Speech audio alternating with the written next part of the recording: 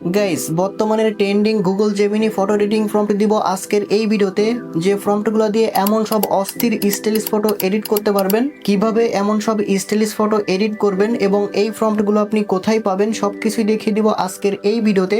তাই ভিডিওতে একটা লাইক করে ফুল ভিডিওটা কন্টিনিউ করবেন। আর আপনি যদি আমাদের চ্যানেলে নতুন দর্শক হয়ে থাকেন অবশ্যই চ্যানেলটিকে সাবস্ক্রাইব করে রাখবেন।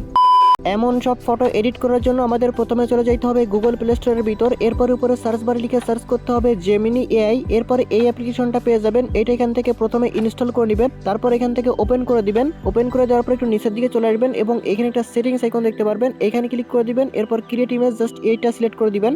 এরপরে প্লাস আইকনে ক্লিক করে আপনার যে কোনো একটা ফটো এখানে আপলোড করে দিবেন। ফটো আপলোড করে দেওয়ার পর এবার এখানে প্রথম ফর্মটা দিয়ে সেন্ড করে দিতে হবে। এরপর একটু অপেক্ষা করতে হবে, আর একটু পরে প্রত্যেকটা ফর্মটা আমি স্ক্রিনের পাশে দিয়ে দিব। আপনারা প্রত্যেকটা ফর্মের এক একটা করে স্ক্রিনশট নিয়ে নেবেন এবং স্ক্রিনশট থেকে ফর্মগুলো কিভাবে কপি করতে হয় সেটা ভিডিওর লাস্টের দিকে আমি আপনাদেরকে দেখিয়ে দিব। একটু অপেক্ষা করার সাথে সাথে আমাদের প্রথম ফটোটা জেনারেট করে দিয়েছে। এই ফটোটা কেমন হয়েছে সেটা দেখতে পাচ্ছেন। এই ফটোটা সেভে ক্লিক করে ফটোটা সেভ করে নেবেন। এবার এক এক করে প্রত্যেকটা ফর্মটা আমি স্ক্রিনের পাশে দিয়ে দিতেছি। আপনারা প্রত্যেকটা ফর্মের এক একটা করে স্ক্রিনশট নিয়ে নেবেন।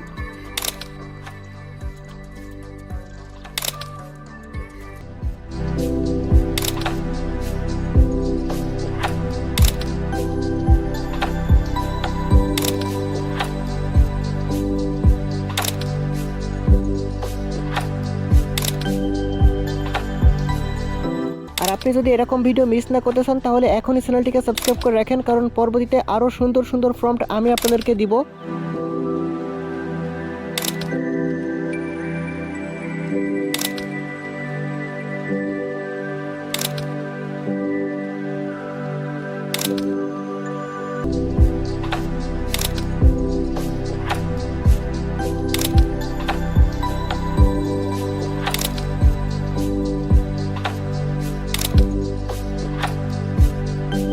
এবার যদি আপনার প্রত্যেকটা ফর্মের স্ক্রিনশট নেওয়া হয়ে থাকে তাহলে আপনি সরাসরি চলে যাবেন গুগলের ভিতর। এরপরে এখানে একটা লেন্স আইকন দেখতে পারবেন, জাস্ট এখানে ক্লিক করে দিবেন। এরপরে আপনি যে স্ক্রিনশট নিচ্ছেন সেটা সিলেক্ট করবেন।